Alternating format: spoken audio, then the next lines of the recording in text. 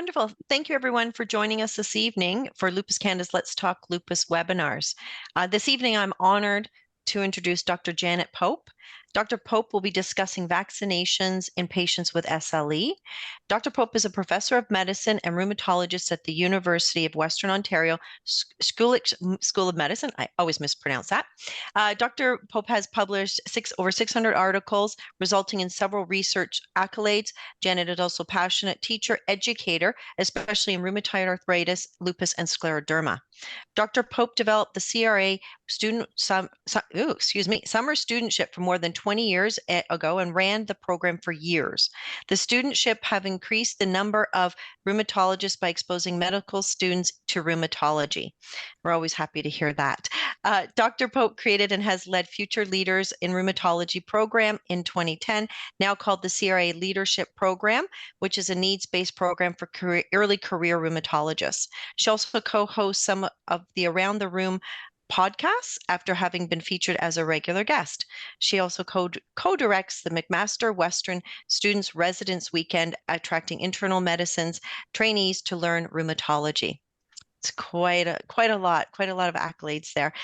Just a few housekeeping tips to address before we begin. As you saw on one of the slides, all attendees will be placed in listen-only mode, so both your video and audio will be off and has been disabled. Should you have a question, please put it in the chat box, and we will do our best to get to it either throughout the webinar or at the end. I hope you find this webinar informative. I will now pass it over to Ariana Rejbar, who is our moderator for this evening. Ariana? Thank you, Leanne. Hi, everyone. Yes, my name is Ariana, and I'm the moderator for this evening. So if you have any questions, please put it in the chat box.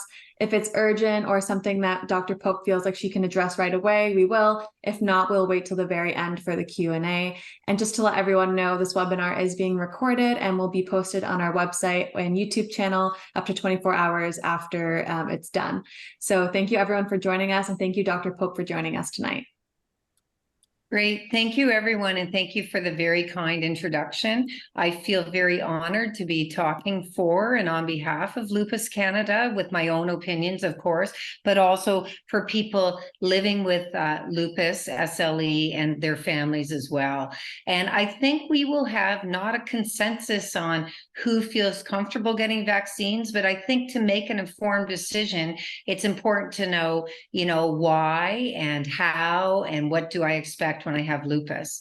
So I am on Twitter. I post lots of pictures. Sometimes the hands don't look so great when it's hands, but if you're on Twitter, I'm at Janet Bird Ope, and these are my disclosures. So I don't have any direct disclosure with vaccinations or anything like that. So when I was preparing the webinar, I was thinking about why are vaccinations important in people with rheumatic diseases, including and especially for tonight, lupus? Will patients respond to their vaccines? Will they flare their disease? And are they safe? And what else should I do? Should I hold my meds, or what should I do? So first of all, this is all Canadian content. So the recommended vaccinations for adults in Canada. So basically, we want to prevent diseases, and we want herd immunity, that if most people are vaccinated, then we won't see some of these illnesses pop up, such as polio, as a for instance. So the list is ever increasing. So in the young people, they should have had chickenpox, that's varicella, in past, and adults it would be the shingles vaccination. Diphtheria, polio, tetanus, and typhoid are given in kids, and then at least TD, tetanus, diphtheria, are boosted periodically in adulthood, about every 10 years on the halfway, 25, 35, 45 years of age. And now pregnant moms also will get some vaccines that are new, didn't used to be given, such as diphtheria, to prevent it for the baby.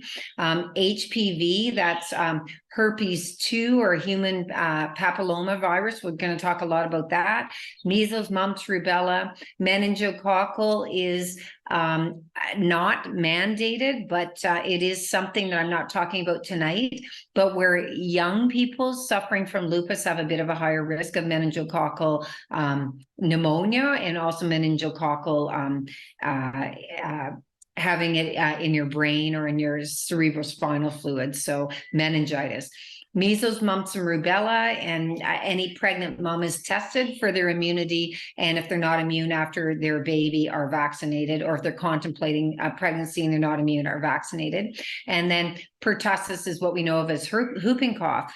A lot of these diseases you haven't seen, like hepatitis B or things like that, because we're trying to eradicate from a public health perspective. And also a lot of doctors haven't seen whooping cough, pertussis, or diphtheria, but some of these things have had a bit of a resurgence.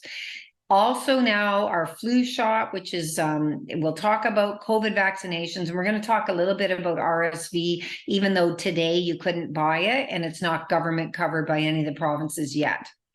So for adults, for the shingles vaccine and also for the pneumococcal, that's against strep pneumonia, those stars say any adult immune compromised person can receive those vaccines, even if they're younger than the ages on the chart here. So you can see what's going on, I think, pretty effectively. Yeah. And I see a chat, and that's Leanne welcoming you. And please answer your or put your questions in the chat. Thank you. So another way to look at it are, what are the guidelines from vaccinations for immune suppressed people from Canada, from Health Canada? And this is, I was part of a large vaccination study and research group in people with inflammatory conditions in the rheumatology sphere, as well as people with immune compromised positions from dermatology and also from gastroenterology. So the best time to get vaccinated is now. So if you're newly diagnosed or before you start treatment, the vaccines can be safely administered with following guidelines anywhere along your illness, and some are given routinely or boosters down the road. Sometimes your medicine should be held, and we'll talk about which ones you could or couldn't or shouldn't. Rituximab is a special circumstance we'll talk about. We don't have many live vaccinations. Rabies is live, measles, mumps, and rubella is live, and we don't use the live shingles vaccine because it's far inferior to the non-live vaccine. There's a really good question that I will come to, and the question is, if I got a bunch of vaccinations and then I got lupus, did that do something to trigger me? So that's an excellent question, and I will address it at the end. I won't forget about that one. So we're going to talk first about shingles. So that's the varicella zoster, or the herpes zoster. And this first one is actually a bot. In some, when I was at a meeting, that guy with shingles at his face, in a V1 distribution, he was actually a robot that talked to people, kind of an AI guy. But the other side is a patient, with my permission, she actually has dermatomyositis, so her eyelids are pink from her inflammatory condition. But you can see at her scalp line, she's pink on the one side, same area where that bot guy, the artificial person, had fake shingles. She had real shingles, and it actually gave her a pigmented rash. I'll slow down. People are saying it's a bit hard to follow, so I will slow down. Don't worry. We're going to talk in detail, though. The guidelines overall, you'll be able to read on or listen on YouTube, and even snap pictures later on that. But thank you. So what about our diseases? So I'm going to talk about lupus second, but in rheumatoid arthritis, if we look at age and gender matched population, people with rheumatoid arthritis, the blue, have more shingles, herpes zoster, or varicella reactivation than other people their age. And you can see it goes up a little bit, and with age, it goes way up over time. It's even more so in lupus. And this was a study of about 380,000 people, so a very large study. Okay, what about in lupus? So these are data that came out of Canada as a systematic review. So Dr. Tuma, who is a very excellent supporter of Lupus Canada, and has funding from various agencies, and does a lot of lupus research at Toronto, he and his group looked at who gets lupus when. So a couple things is, you can get lupus earlier than other people, so at a younger age. You often have a highest risk early in your disease, but the risk will go up over time. And the red there is really important. Shingles is 6 times more common in lupus patients than the general matched population. And you can see in rheumatoid, it's about double. It's not 6 times higher. So this is why, in my opinion, the herpes zoster vaccination is really important, because you have 6 times higher risk than other women your age. And we think it's because having lupus, although it's an overactive immune system, there's underactive immunity too. The actual disease, some people with lupus don't handle viruses as well as if they didn't have lupus. Also, lupus can be associated with a low white cell count, especially the lymphocytes, and lymphocytes fight off viruses. And so herpes zoster that we're talking about, herpes 1, HPV, which is really the human papilloma virus that I'll talk about after, can all be increased in someone living with lupus. Your medicines can increase having shingles. So prednisone is a big risk, and immune suppression drugs like mycophenolate mofetil, which we call Cellcept or MMF, azathioprine, also called Imuran, or methotrexate, and MMF has a close relative, Myfortic, and biologics such as anifrolumab, which is approved in Canada, and sorry, I misspelled it there. It's MAB is the end, not UMAB is how we spell anifrolumab. It increases shingles as well. So when can you get the shingles vaccine when you have lupus? Anytime, but especially in early disease, because the risk seems to be very high. Your immune system hasn't adapted yet. Your lupus, when you first start, it adds features often over time. Your immune system is not controlling things right, and that's your highest risk. So shingles has the highest risk in the first 3 to 6 months after your diagnosis. But if you have really active disease, we might have started prednisone then, or started an immune modulator or immune suppressive drugs. So the low white count and high use of prednisone will increase the risk. And that's one of many references showing that I put on the bottom there. Okay, so what about some of the drugs? So herpes zoster, or what you consider calling shingles, so reactivation of varicella virus, in the anifrolumab trials has, when we first start, this is a biological, it's against interferon type 1, interferon alpha type 1, and it's approved in Canada, not yet funded by the provinces, but hopefully will be sometime soon, we hope. And it has a higher risk, the blue, when you first start the drug, and then you adapt and your risk goes down over time. The gray is whether you were on the trial and now you're going into the long-term extension, and the risk stays stable over time. So the risk could accumulate over time, but the highest rate is when you first start this drug. And we see that in many drugs, that your immune system might adapt over time, but a higher risk of infection is often when you first start a drug, even though there can be a risk elevated over time, but the highest risk is when you start. So what is the shingles vaccine? So we don't really give Zostavax. That's the live one. It's not as effective, and live ones we don't like with certain background medications. So the non-live one is called Shingrix. It's actually pretty good. So any adult who has immune deficiency or is immune suppressed can be maybe offered the Shingrix vaccine. And usually it is 1 dose, and then 1 to 6 months later, a second dose.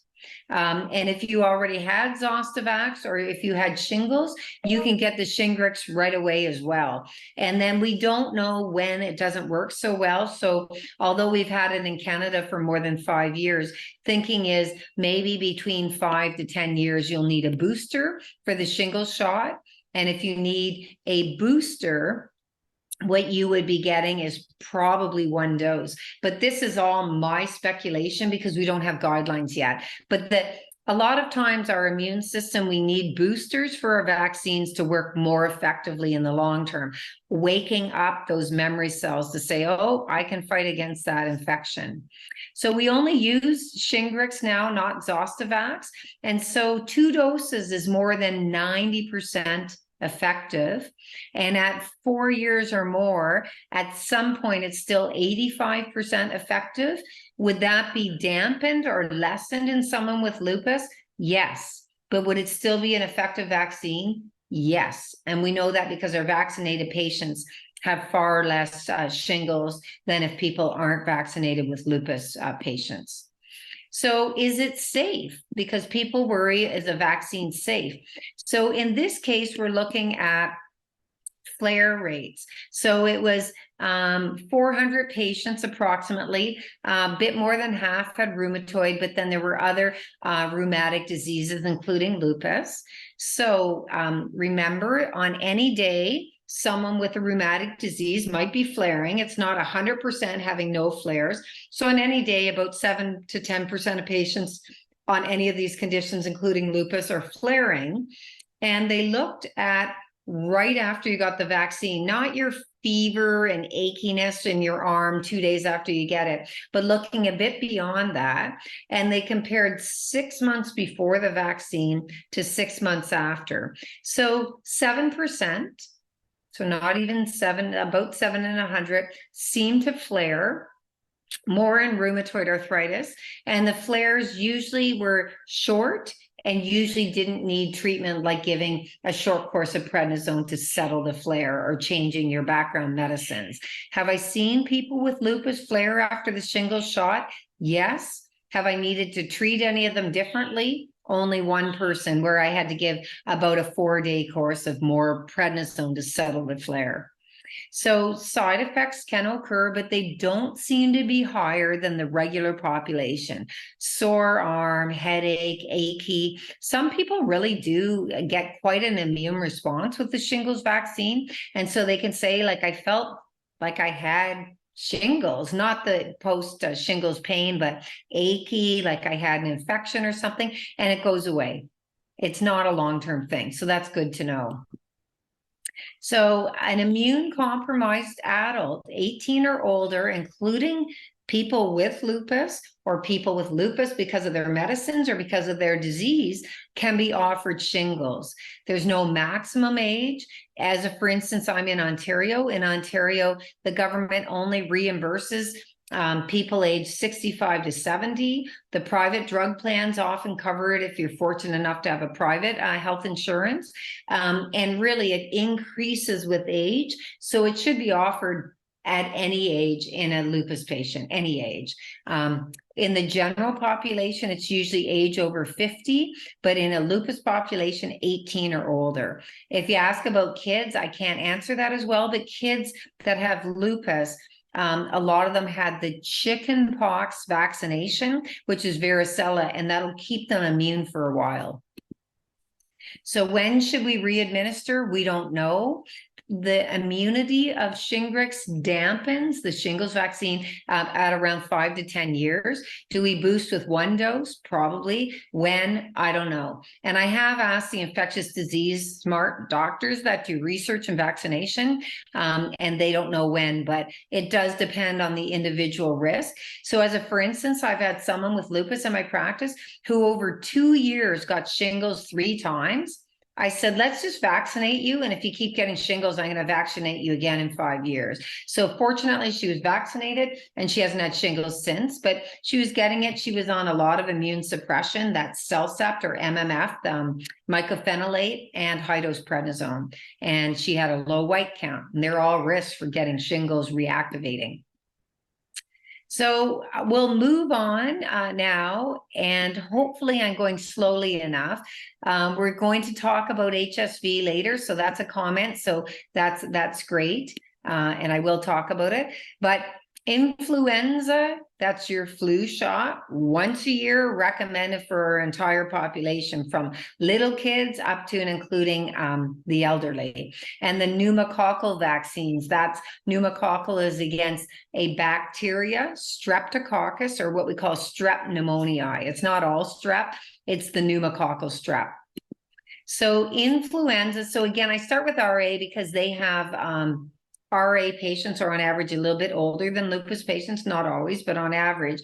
And we always have more data on rheumatoid for certain areas because rheumatoid's a lot more common, 1% of the population. Lupus is 0.1% of the population.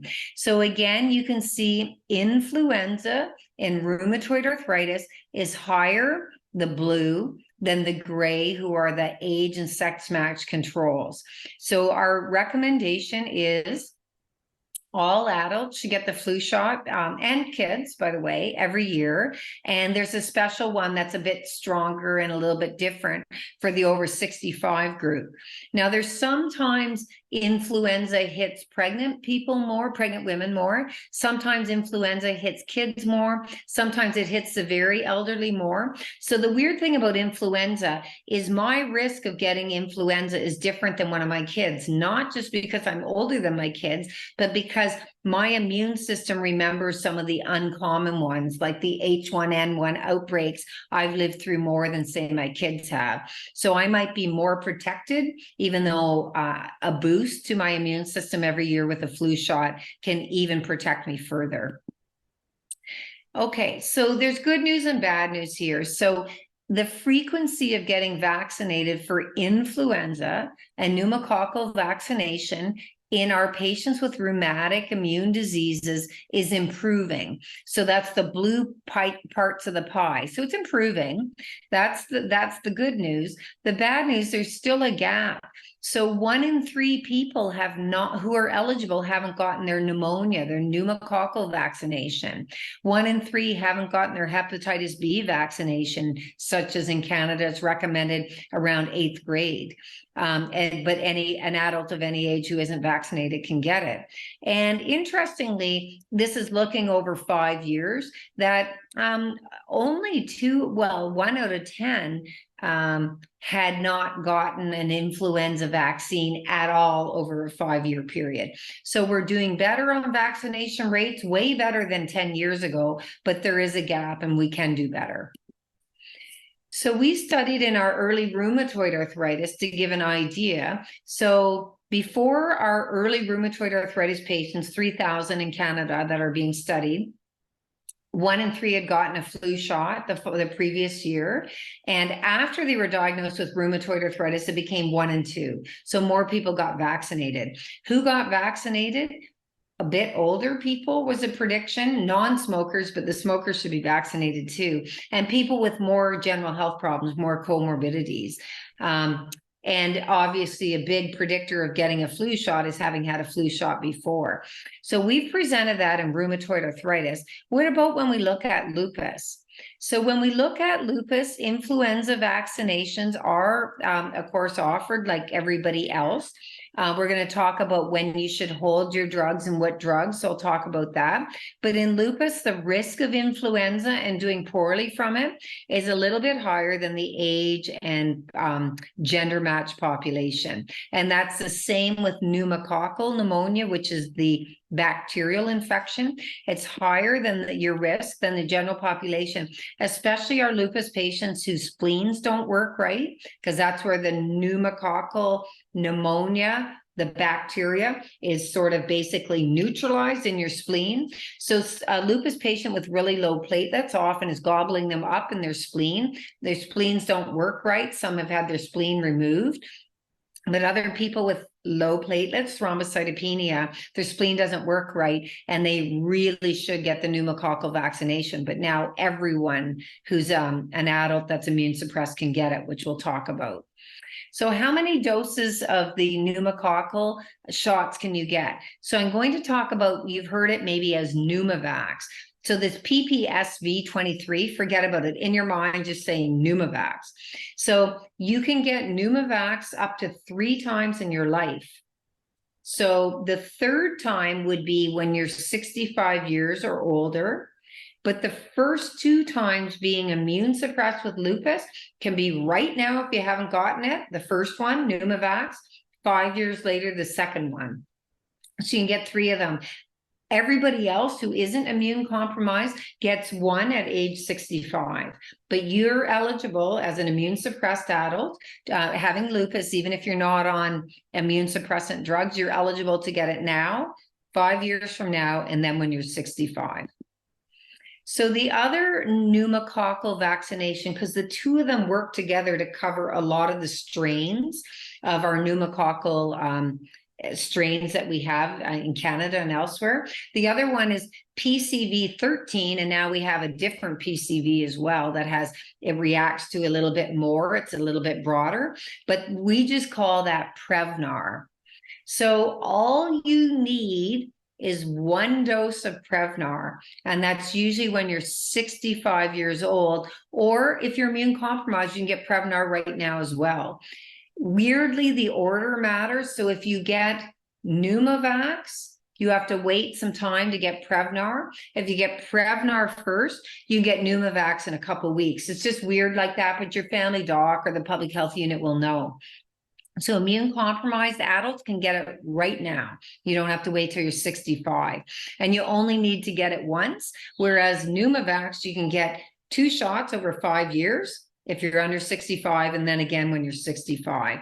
So I will encourage you to ask your family doc, oh, I heard this lecture, or my friend told me about the lecture, I'm immune compromised, what can I get? And these are the rules. And if they're not sure, the public health unit knows the rules too. So what are the pearls so far? So patients with lupus might have a reduced response to vaccinations, but they are at higher risk of the infection, so they should get vaccinated. So if my vaccination works 92%, maybe your vaccination works 82%, but that's still better than not being vaccinated. And they're unlikely to flare their disease. So one question I'm going to take is someone saying, hey, maybe, well, I'm paraphrasing, they didn't say that, but hey, maybe my vaccines, I got a bunch of vaccines and then I got lupus. Did it cause my lupus? So I didn't put slides in on this, but an immune trigger can trigger your lupus if you're predisposed, and usually we need a couple triggers and a genetically predisposed individual to give you lupus. So getting an infection can trigger your lupus, and sometimes it does, like mono as a for instance, and young women as a for instance, or kids. But mostly vaccinations don't trigger an autoimmune disease. Are there data that suggests they might? Yes, but it's at a very low rate. So that's something that has been going on, right? And somebody's asking that they have a very uncommon illness, pemphigus, and they're on immune suppression, had a flare. It was terrible. Shingles on their face, which can be extremely painful. It was very severe. So 2017, should they get the Shingrix? Yes. So the Center for Disease Control in US says you can get the shingles vaccine, Shingrix, if someone's immune suppressed the same day their lesions clear over. So if you had shingles and now it's crusted over, you can get your Shingrix. However, we used to not give the shingles vaccine when we had the one that was a crappier vaccine. The Shingrix is better. Zostavax, we used to wait about 6 to 12 months saying you have a bit of natural immunity, but certainly you can get Shingrix anytime, including today, even if you had shingles yesterday, but you will get some natural immunity off of getting shingles. Yeah. Okay. I'm going to talk very briefly about SARS, so SARS-CoV-2 infection, or what we call COVID-19 infection, because I think you've heard more than enough data on it over the few years. Okay, so what about COVID-19? So the biggest risks of COVID not doing well were not being immune compromised or the drugs that you're on with lupus. The highest risk was older age and frailty. So frailty meaning heart disease, obstructive lung disease, type 2 diabetes was a more minor risk factor, and obesity was a risk factor. So in other words, people whose heart and lungs couldn't take it, if they got COVID pneumonia, were at higher risk of dying, and age was always a major risk. However, our people with lupus, our patients, compared to other people in the general population, their age and gender matched, had slightly worse outcomes. And the risk factors were high-dose prednisone. High-dose prednisone can treat your severe inflammation in your lungs with COVID if you're having like a cytokine storm kind of problem, but high dose steroids increase the risk of all infections. Any steroids, but especially high dose. Rituximab and other biologics increase the risk of getting COVID and not doing as well with it. Mycophenolate seemed to stand out far more than, say, methotrexate as a risk. Hydroxychloroquine, that's Plaquenil, was not a risk. And there was probably other risk factors. So we found out during the pandemic that if you had lupus, your response to the COVID vaccination could be a bit blunted, but was still important in the clinical, looking at patients, looking in the general population to try to protect people. So we don't have to have a response here, even a response that's a bit blunted, decreased long COVID, decreased hospitalizations from COVID, decreased severe COVIDs. But rituximab and mycophenolate mofetil and prednisone were all risks, and some of you for not doing as well, and some of you know those drugs well.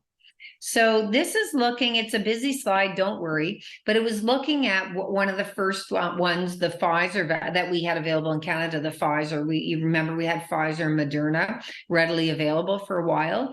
And what they said was if you had a rheumatic disease, you had a blunted response, but it was still a decent response, except for rituximab had a very blunted response.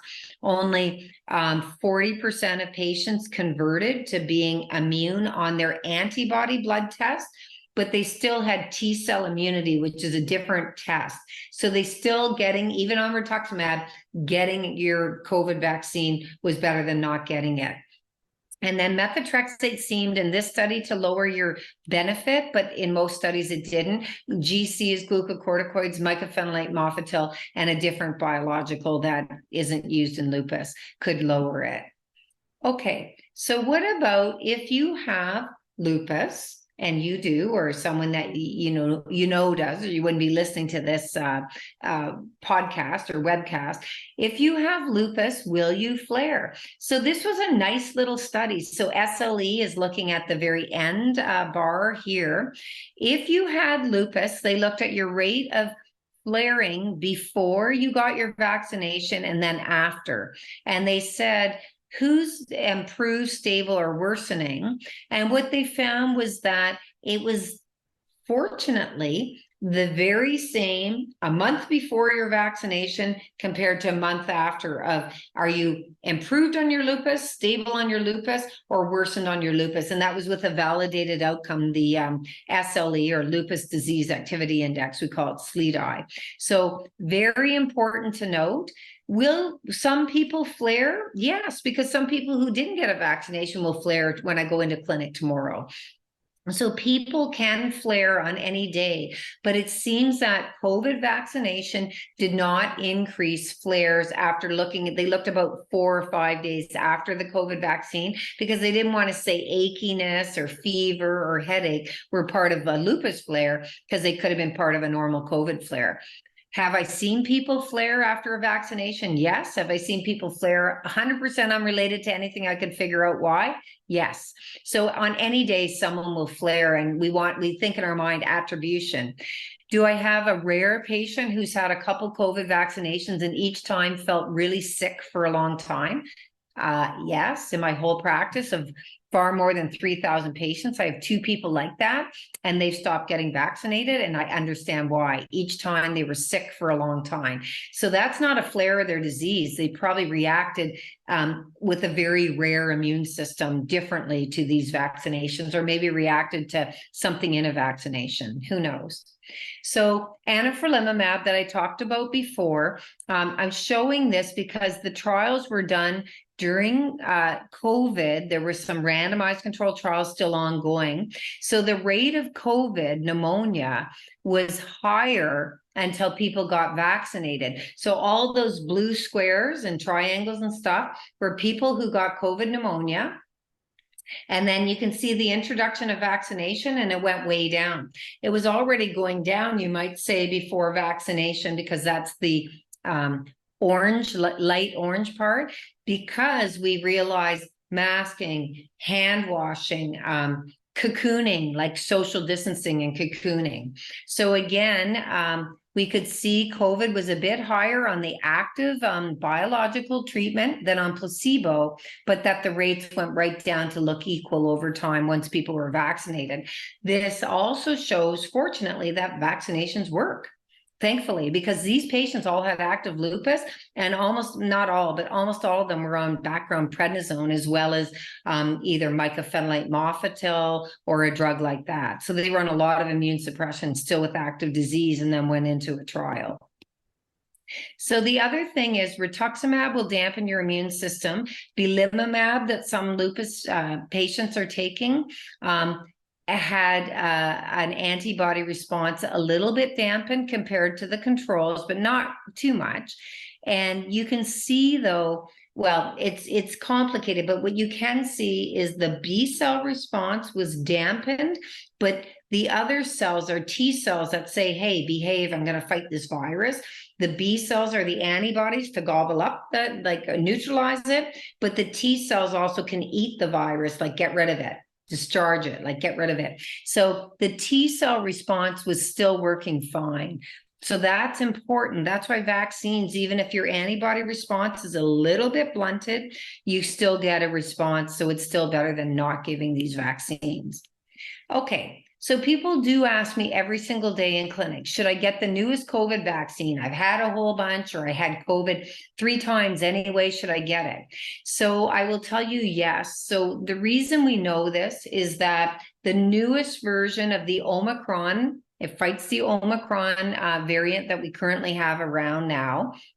The newest version of the COVID vaccination does reduce serious COVID infection, and it reduces the chance of getting long COVID.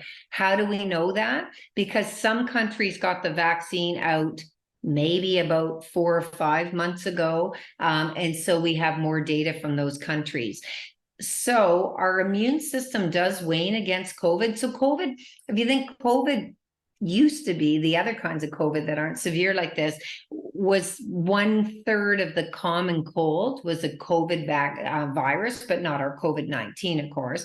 So 1/3 of the common cold was that. And we all can get a cold every year. We don't get a long-lasting immune response. And that's unfortunately the same with vaccines. Some vaccines are better than none. Getting your full vaccines are better than getting fewer. And getting your booster this year around now or soon is also better than not getting it.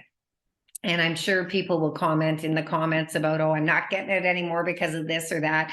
But it doesn't decrease the chance of COVID. Well, it does, but it doesn't stop you from getting COVID. You still might get it. It lessens the chance of getting it, but it especially lessens severe COVID. And some people with severe COVID, especially severe COVID, have a higher chance of long COVID.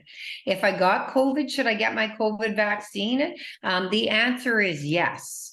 But when, we don't know. So I've heard one infectious disease expert say, if you got COVID, you can still get the COVID booster a week from now. You can get it anyway.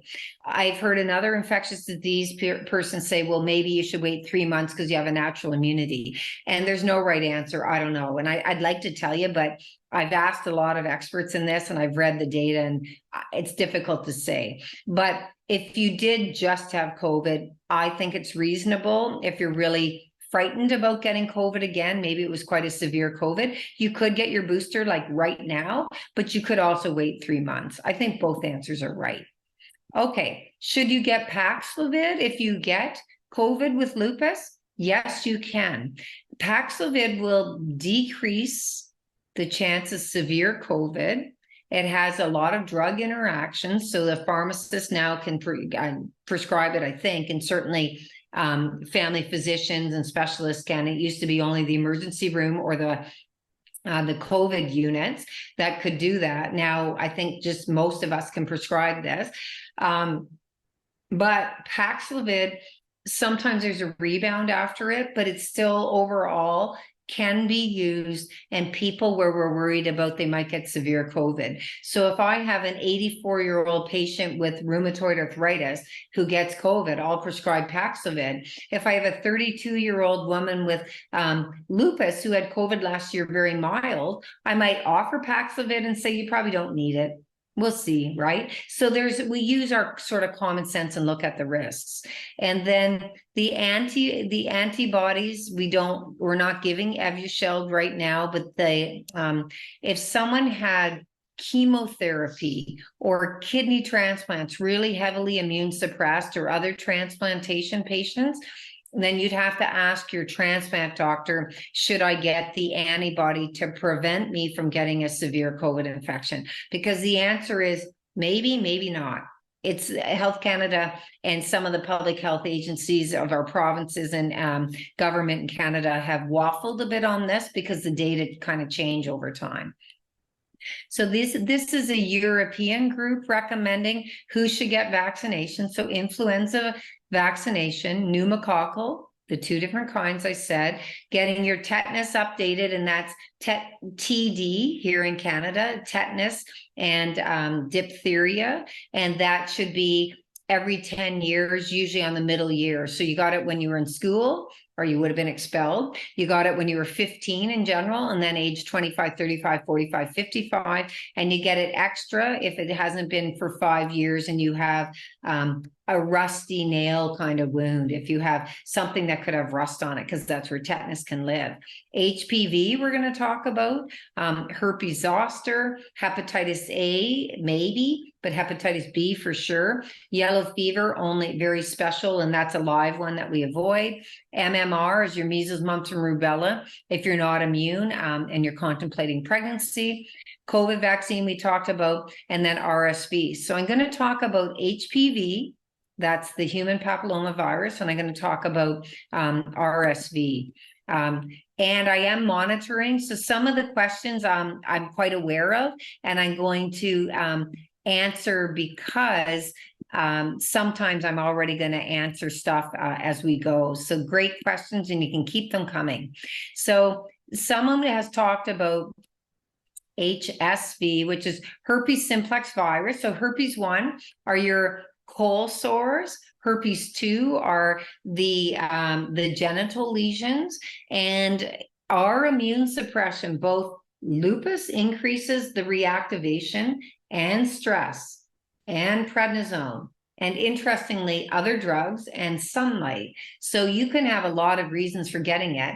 And some of our drugs really seem in a predisposed person to give more HSV reactivation. So this person's saying they're on valcyclovir, which is an antiviral against the HSV twice a day, and they're wondering for how long. So my question would be, if you keep getting HSV and you're on high immune suppression, like say 40 milligrams of prednisone and mycophenolate mofetil 3,000 milligrams a day because we're treating your kidney lupus or something, then you would probably be prevented. Prophylaxis is prevention of HSV getting worse or coming again, and giving something like valacyclovir or acyclovir indefinitely. But if you're now on 1,000 milligrams of mycophenolate mofetil and 5 milligrams of prednisone, and you haven't had herpes 1 or herpes 2 reactivations in a year, maybe you then consider stopping. So it can be used indefinitely. I also have patients on biological drugs with rheumatoid arthritis who have needed to be on the prevention indefinitely as well. So that's an excellent question. So what about HPV? HPV is that human papilloma virus infection. And interestingly, not getting the vaccine in this case, getting the infection increases the chance of getting Sjogren's, which probably means it increases the chance of getting lupus. because Sjogren's and lupus, although they're immune differently, they have a lot of similarities. So it was about 60% more, or a 1.6 odds of getting Sjogren's if you had HPV. So HPV is increasing the risk of genital cancers and other sexually related cancers, and we can prevent these deaths by vaccinating our young people. So it is important to think about. So why? What about lupus? So cancer of the cervix is almost all from HPV. In fact, you could think it's all from HPV because it is in general. This is looking from a health insurance of 21,000 patients with rheumatoid arthritis, almost 10,000 with lupus, 15,000 with Sjogren's, et cetera, et cetera. And they looked at precancerous cervical lesions. So that's cancer of the cervix, or before cancer, the dysplasia or the abnormal cells. Abnormal cells, that's why we get our PAPs, so they can be found and treated before you get cancer of the cervix.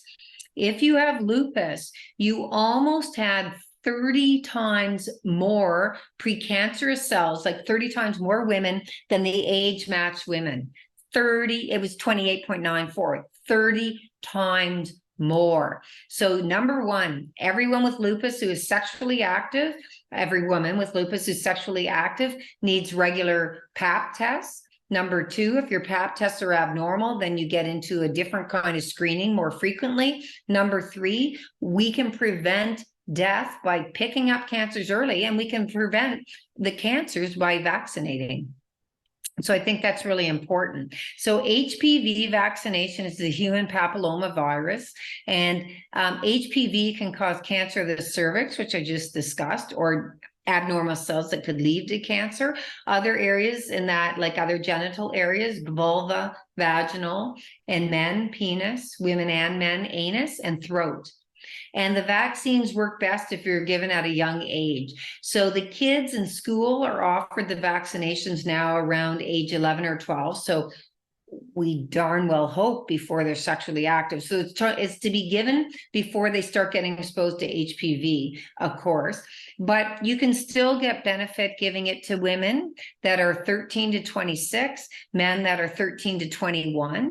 And in some studies, ages 27 to 45, men and women may consider getting vaccinated if you didn't have the opportunity as a kid, or if it wasn't around when you were a kid. And at any age, if you have a new sexual partner, you have a risk factor for getting HPV.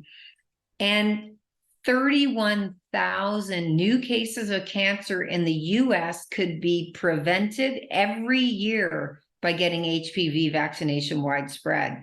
Am I for the HPV vaccination for everyone? Yes, yes, yes. If you have lupus, and even if you're in that age group where we're not sure of the benefit between 27 and 45, I will try to remember to discuss, have you had your HPV vaccination? Are you sexually active?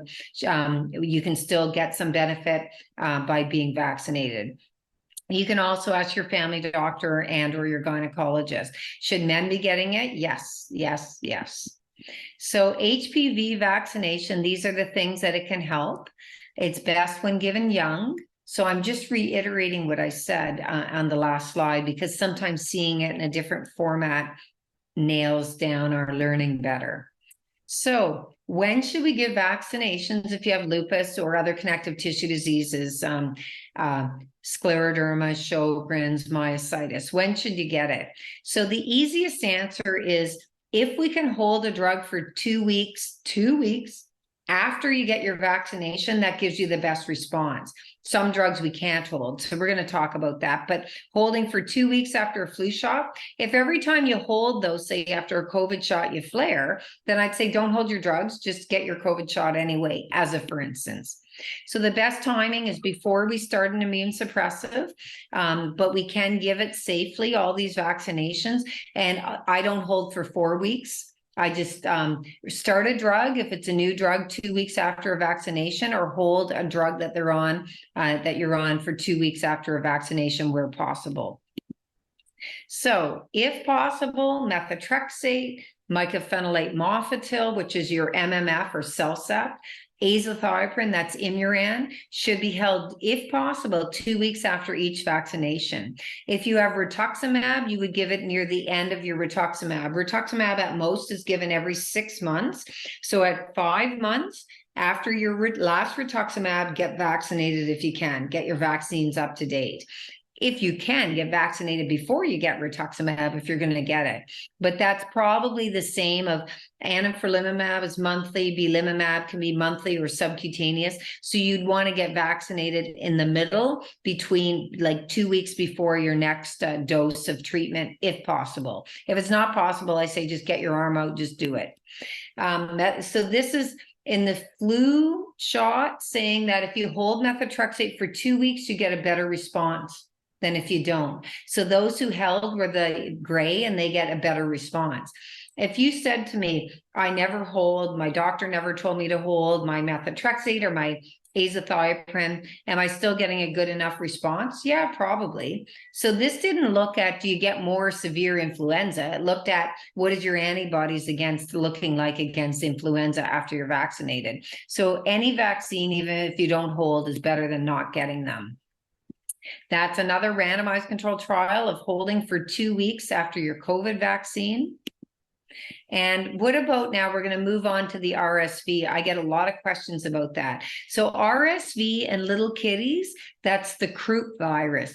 And we have had especially bad strains of RSV during COVID. The last 2 years, we've had terrible RSV. The kids are going into emerge. They're usually little children, little baby, like babies, infants up to 1.5-year-old. Usually by the time they're 2, they can have bigger airways, they can breathe better. But it's very bad strains right now. It's this year is predicted to be a bad strain again. But on the other end, I won't call it older, I'll say age 60 or older, RSV can also give bad pneumonia in adults. Not so much a 30-year-old, but adults like a 70-year-old as a for instance. So there are 2 RSV vaccines. Only one is approved right now in Canada. So one is called RSV with some other stuff, pre-F3, and the other is RSV pre-F.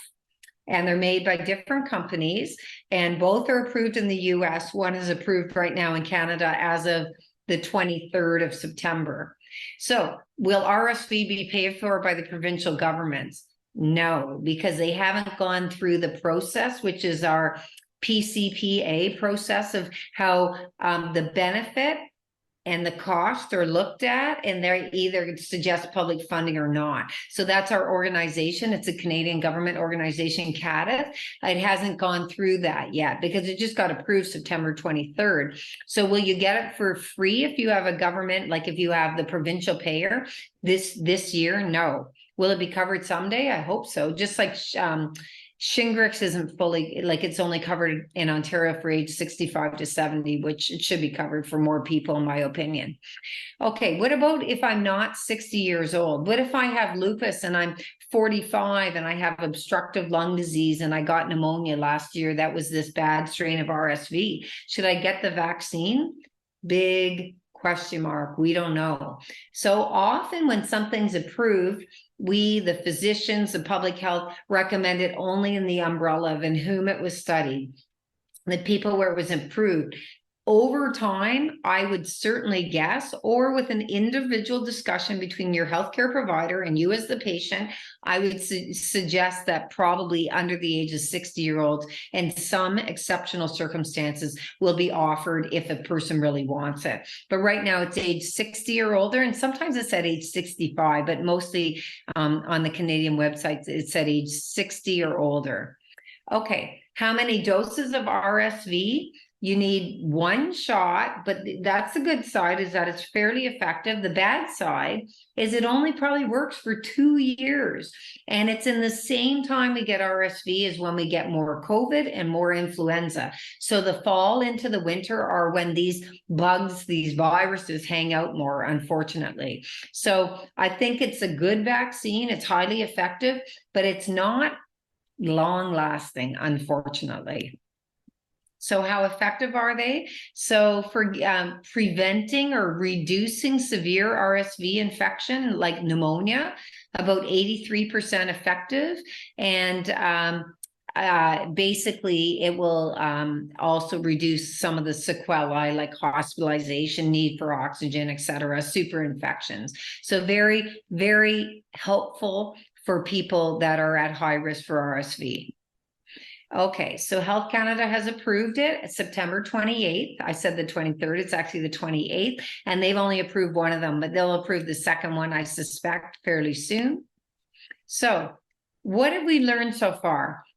Vaccines, we can increase vaccine rates as well by talking about vaccinations systematically. Me as a healthcare provider, I need to mention it to my patients. I have to understand not everyone wants one and that there's hesitancy. And I had patients who were willing to get the flu shot and hesitant about the COVID shot. I have other people that don't want any vaccines, very rare, by the way. And I have people that, you know, one scares them and another one doesn't. They heard a bad result on one kind with their friend and another kind was fine. So everybody has their own mindset and I need to be respectful, but I need to try to offer the data and let a person make their own decision and also give my advice. I suggest you should be vaccinated and get them up to date, but I respect your opinions, right? That's important. We need to break down barriers. I have many people, especially my young lupus patients in my practice, and they go, sure, I'm really happy to get a vaccination. I see them follow up. Why didn't you get it? They go, I don't know. I didn't know where to go and I'm busy and I'm studying or I'm working and I have little kids at home, whatever. So if we can break down barriers. So we have in our clinic, in every clinic room, we have, yes, get the flu shot, you know, yes, get the COVID shot. So it's right there to remind us and the patients to ask about it. But we also have the flu shot in clinic every year where we can make it easier. Hey, do you want it today? Great. And you're not flaring. So then you could hold your drugs for 1 to 2 weeks, certain drugs that we'll talk about. How do we increase vaccination rates? Talking about it, breaking down barriers, giving a little bit of data. Some people like a webinar like this. Some people like a little handout. So trying to meet the needs of the people that are going to get vaccinated. I should not, as a health care provider, I should not judge someone's personal opinion. It is your body. You have to make your own opinion, but it is my job to close the gap of knowledge if someone is willing to listen. I usually say, may I talk about this? I hear you're not interested in the vaccine, but may I give you my rundown on it? If someone says no, that means stop. They don't want to hear it. But a lot of people say, yeah, tell me what you think. And then there was tons of misinformation. Think of in COVID every day, something was good, then it was bad. Plaquenil worked, then it didn't work. Every day there's new data coming out. So that's important that we try to give proper information. So before we talk about some of the drugs that you're taking and what to hold, so why are vaccinations important in lupus? Because you have an increased risk with lupus of many infections, viral and some bacterial, and because of your disease and your medications. Will you respond well to your vaccines? Yeah, probably good enough. So you might have a dampened response with the vaccine, still better than no vaccine. Will you flare your disease? No, not usually. And if you do, fortunately, it's usually mild. Are they safe? Yes, they're usually well tolerated and the side effect profile is similar to the general age and sex match population. Will you get a new rheumatic disease after getting a bunch of vaccinations? Maybe. Some viruses, some infectious triggers, and this is an immune trigger, will increase the chance of getting an autoimmune condition, but the protection is quite high. The chance of getting an autoimmune condition, you can't even see my hands, it's so low. So, and the data aren't fully straightforward, and some vaccines are more immunogenic and increasing the risk than others, but mostly that rate is far lower than if you actually got the disease, the infection that you are vaccinated against. Like I said, HPV seems to increase the chance of getting Sjogren's, as a for instance, not the vaccine, the actual virus. So what should you do? You should keep a vaccination record. So if you have kids, they all have those yellow cards. You should have a vaccination record. You should maybe keep it on your computer or write it down, and you should update it. And you should ask at your doctor's appointments or your nurse practitioner appointment, hey, tell me more about vaccines. Am I up to date? Because it is hard to keep track. I have to remember myself. Oh, if I turn a middle of a decade, I have to get my tetanus booster. It's hard to remember all that. So what drugs should you stop at for up to 2 weeks after vaccination? If you flare every time you stop your drugs, don't stop them. You can't stop your prednisone because you could flare, or you could have like your blood pressure falls, like an adrenal problem. So, but low dose prednisone's fine. If you're on really high dose prednisone and it's anticipated you'll go down on your dose of prednisone in the near future, you could wait till you're on lower dose. Hydroxychloroquine, that's your Plaquenil or your chloroquine, your Erelin, that's totally fine for being vaccinated. And if you've had a kidney transplant, you're not going to hold your immune suppression because you need your tacrolimus, cyclosporin, mycophenolate mofetil, prednisone, so you don't reject. So those you don't hold. If possible, and if you don't flare when you hold, you can hold methotrexate 2 weeks. If you flare at 1 week, just go back on it. And that's after the vaccination, not before. Same with mycophenolate mofetil, with azathioprine, with tacrolimus.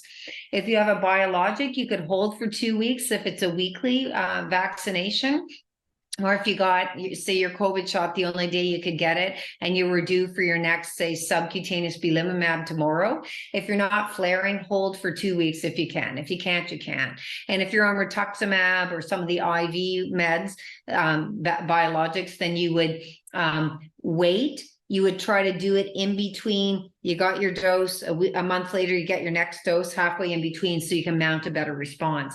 If you're on cyclophosphamide, you can still get vaccinated. You might have a blunted response again. And usually we don't give oral cyclophosphamide in lupus, we give intravenous. So we can change the timing of your next cyclophosphamide and maybe hold off for a week or two, depending on when you got your vaccination, to mount a good response. It's not for safety, it's for benefit reasons. Okay. When you stop high-dose prednisone or receiving rituximab, you can get immunized, because some people can't stop their high-dose, like can't go down on their prednisone. So just get your immunization. Even if it's a blunted response, it's better than none. What about if you're a pregnant mom? There's some vaccines very safe in pregnancy. Some vaccines are given in pregnancy to help the baby. Like I think it's the whooping cough one. It's either diphtheria or pertussis. I think it's pertussis. And if you're breastfeeding, most vaccines are okay. So that's good to know. We would on a mom on an immune suppressant thing that could get into the baby, like not so much in lupus, but in rheumatoid, infliximab, that's Remicade. We really don't use that at all too much in lupus. Then we don't give the baby live vaccinations for several weeks. But babies don't in Canada get a live vaccination, except for the rotavirus one. They get that early, but they get their measles, mumps, and rubella at a year. And that's all washed out if they got some while they were in utero, some of the mum's drug. And they don't usually get much of the mum's drug. Which is good. So what have we learned? Vaccinations are even more important in people living with rheumatic diseases, especially people with lupus and other connective tissue diseases. And some infections are higher in these conditions, and some outcomes of the infections are worse than the age and sex matched population. That's why we do vaccinations, to give more benefit than side effects, right? To give a positive outcome and prevent infections. And in general, there's always an exception to the rule. In general, vaccines are safe and effective and tend not to flare disease when given in the recommended schedules. Can you have an achy arm? Can you say one of them, I just don't feel good when I get it? Yes, we're all individuals, right? But I'm talking in general, the data say these are very safe. So I think that that's really kind of important. So I've given you a lot of information. I hope you don't feel like your head hurts, but the take-home message is dialogue with your healthcare providers. Take initiative to say, hey, what if you're pro-vaccine, which I hope most of you are on this call. I think most of you are. Take the initiative and say, when should I get my vaccination? What should I get? What do I do? So let's open it up for some questions. Thank you so much, Dr. Pope. I think you did a great job of trying to address, the questions as we go. So I will start from the top, and then if anyone has any more questions, you can put them in now, and we'll try to address them as well. I'm just going to try to overview them. I do think Dr. Pope probably addressed most of them Yeah, as that's we what were I'm moving thinking. along. Yeah. Does if any, Yeah. I think your presentation was just so incredibly informative. I'm making notes, and I'm just, I think this is fantastic information for everyone. Obviously, specifically for lupus patients, but I think for everyone who could attend this evening. If anybody does have any questions, we'll just open it up for the next couple of minutes. Otherwise, we will close out tonight's webinar. But you can always send us your questions to info@lupuscanada.org, and we will do our best to try and address those questions via Dr. Pope afterwards. As we mentioned, lots of fantastic information here. But if you want to look at it again, it has been recorded and it will be available on our website in about 24 hours. So then you can sort of take your time listening to the webinar, and please feel free to share it with your family and friends, fellow colleagues, anybody, because I think this is such important information for us to get out there. Right. Okay, we do have a question. It's a great one. So James, I'm going to paraphrase. One of our questions is someone got the Zostavax vaccine, which was live, attenuated, and not very good. So do I need the 2-step or just a booster? So the recommendation by Health Canada and US Center for Disease Control is to say, just act like you never got the vaccination and go ahead and get your shingles, your Shingrix, both doses. And that's may as well, right? And get a good response.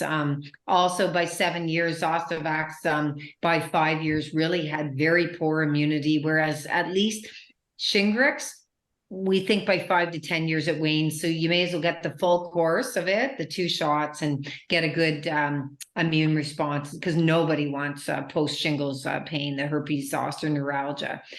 That's one thing. The other thing I want to mention is in the near future, Lupus Canada will start adding fact sheets about each vaccination, so that you can use it as a learning tool, and you can also use it to talk to your healthcare provider. Hey, here's why I think I need this. And right, so you can use it as a tool to inform you, to inform your family, and actually to inform your healthcare providers. So I think that'll be a really neat addition, and that's coming soon. And we'll go through lots of different vaccinations and give the most updated data on why it's important when you have lupus. Yeah.